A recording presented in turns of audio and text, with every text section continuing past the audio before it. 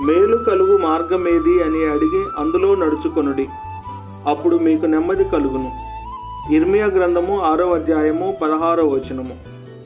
నా మాటలు మీరు అంగీకరించిన ఎడల నేను మీకు దేవుడనై ఉందును, మీరు నాకు జనులై ఉందురు.